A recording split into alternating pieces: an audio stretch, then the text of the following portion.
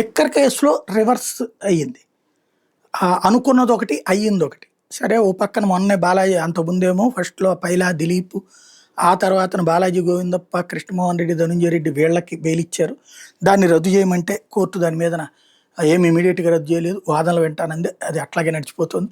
ఈలోపు మిథున్ రెడ్డికి బెయిల్ ఇచ్చారు. బెయిల్ ఇచ్చేటటువంటి సందర్భంలో అసలు ఏం ఆధారాలు ఉన్నాయి? 164(1), 164 స్టేట్మెంట్ తప్పించి అంటూ ఇంతకు మించి ఎక్కువ కామెంట్లు చేయడం వద్దులే, దర్యాప్తుని ప్రభావితం చేస్తుంది కాబట్టి, విచారణ ప్రభావితం చేస్తుంది కాబట్టి అని చెప్పారు. రెగ్యులర్ బెయిల్ ఇచ్చేశారు. ఇప్పుడు 2 పూచికత్తులును ₹2,00,000 క్యాష్‌తో అయిపోయింది అక్కడితో. ఇది ఎదురు దెబ్బ.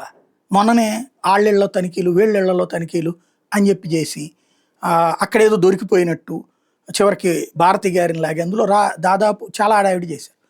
అవన్నీ ఎక్కడ ఏ సాక్ష్యమూ దొరకట్లేదు. చివరికి మొన్న మిథున్ రెడ్డిని విచారించారు. విచారించినప్పుడు ఆయన 2019 నుంచి 24 మధ్యన అకౌంట్స్ ఇవ్వమన్నారు తన సంస్థకు సంబంధించిన.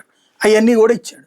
దాంట్లో ఎక్కడ అక్రమంగా డబ్బులు వచ్చినట్టు చూపించలేకపోయారు. అది ఉంటే కనుక ఇప్పుడు బెయిల్ రాదు కదా, కోర్టులో సబ్మిట్ చేసేవాళ్ళు కదా ఛార్జ్ షీట్లో.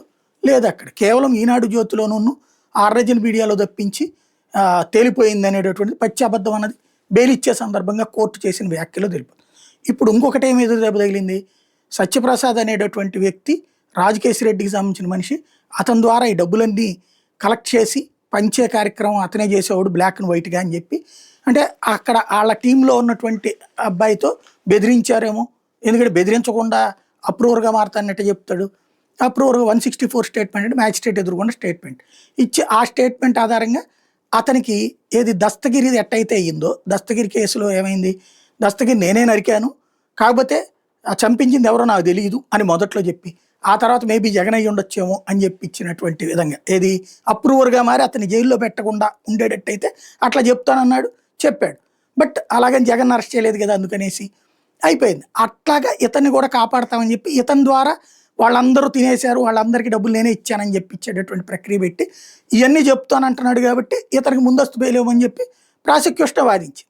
కోర్టు తోసిపుచ్చింది. అంటే అతను ఎప్పుడైతే ముందస్తు బెయిల్ అప్లికేషన్ పెట్టుకుని అప్రూవర్గా మారుతానంటున్నాడు, అతనే తప్పు చేశానని ఒప్పుకుంటున్నాడు.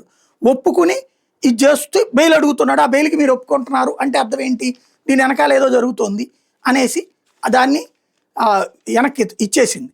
ముందస్తు బెయిల్ని ఒప్పుకోలేదు. ఇప్పుడు అంటే వైసీపీకి వ్యతిరేకంగా లేకపోతే జగన్ బ్యాచీని తొక్కేయడానికి చేసే కుట్రలో భాగంగా సత్యప్రసాద్ని వీళ్ళ మనిషినే వాళ్ళ మీదకి రివర్స్ చేద్దాం అనుకుని, అందుకు అతనికి వీళ్ళు నెత్తిన అండగా నిలిచి ఇప్పుడు చివరికి ఆ సత్యప్రసాద్ని అరెస్ట్ చేసి జైల్లో పెడతారంటే నిన్ను కాపాడతామని చెప్పి అతని చేత స్టేట్మెంట్ ఇప్పించి ఇప్పుడు అతనే జైల్లో వేయడానికి రెడీ అవుతున్నారు ఈ కేసులో నెక్స్ట్ టర్న్ కోసం అనేసి.